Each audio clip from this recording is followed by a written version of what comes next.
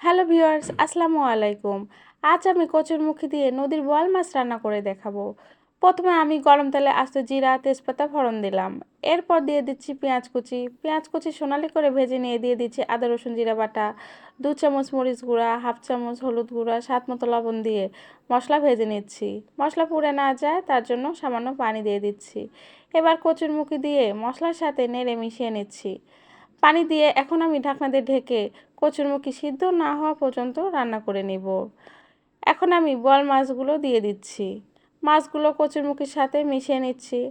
আমি মাছ ও কচুরমুখী একসাথে ভালোভাবে কষিয়ে নিব। কষানো হয়ে গেছে। এই পর্যায়ে আমি ঝোলের জন্য পরিমাণ মতো পানি দিয়ে দিলাম।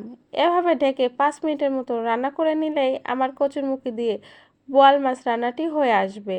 এমন সুস্বাদু ঘরোয়া রান্নার ভিডিও দেখতে ফেসবুকে ফলো দিয়ে পাশেই থাকবেন। ধন্যবাদ।